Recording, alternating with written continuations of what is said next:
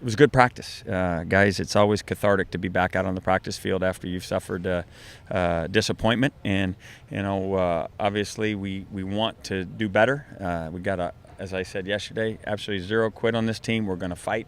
We're going to come back, and we're going to play a whale of a ball game on Saturday. And that's what we aim to do. That's what our plan is to get accomplished, and it's just going to take paying attention, close attention to the details to get it done. So looking forward to that effort. With that being said, any questions? James Rogers returned. Huh? James Rogers returned. Can you just kind of talk about him as a player and what he's done against this team? Well, he's a fantastic player. It's a shame that he had to suffer the injury that he did. I think it was against Arizona last year. But certainly I notice he's a captain on their team. He's a leader. He's a big play guy. And I think all of us who love college football are glad that he'll be back.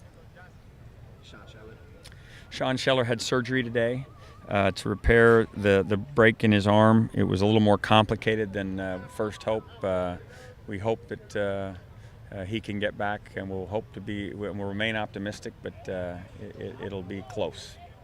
How 6-year senior? I mean, guys. Oh, it's a tragic deal because he'd worked so hard to get himself in this position to be able to play, and this will have meant that he missed 3 of those 6 years because of injury. So it's just sometimes a cruel game, but you know what? Sean Scheller grew up a lot here at UCLA, and he will be hugely successful in whatever he chooses to do. Who steps up? We're going to have competition at that position. We've got a 3-man rotation at guard with Capella, Ward, and Alberto Sid, and we'll just wait and see how we do with those 3 guys. This is the third straight week now that I think you're facing a first-time starter. Sean Mannion, I think, getting his first start, right? Kind of just talk about what it's like facing a guy like that instead of Katz now. Well, everybody knows Mike Riley's reputation for quarterback and quarterback play, so you have to expect that he'll play very well. And Mike wouldn't be choosing him if he didn't have full confidence in him. And so we have to expect that he'll engineer that offense, as well as all the others have. It's a good offense. It's one that has been highly productive over the years, and we expect nothing less with respect to this weekend. What will you consider with Hundley before you would just use him, other than obviously you said the other day about getting him onto the field, but what other things will you have to consider?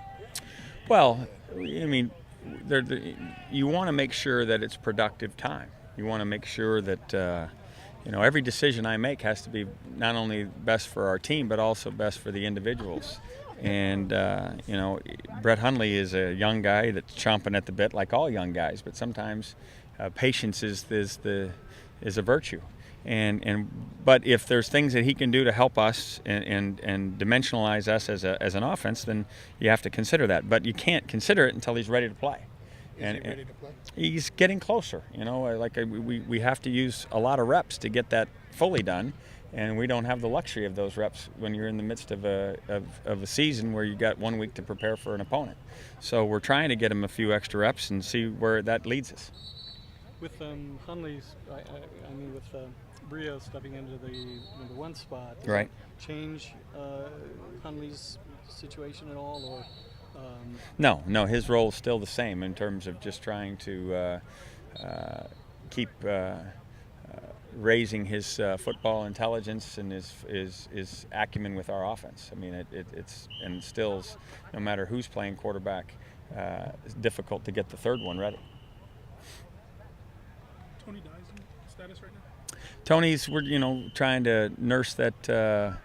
He's had a couple stingers, trying to nurse that back to health, and we'll wait and see, how the week progresses. But I anticipate him being ready to play. And Kip? Kip, better, but not still ready to kick. I don't know. Maybe that'd probably be a game time decision. And Jamie Green? Supposed to be able to start jogging around. I didn't notice him today doing that, but supposed to be able to start jogging around this week and hopefully ready to start participating as early as next week. What about Anthony Jefferson? Anthony Jefferson, I think, is at the 8-week mark right now after his surgery, so his jogging, I think, begins starting next week as well.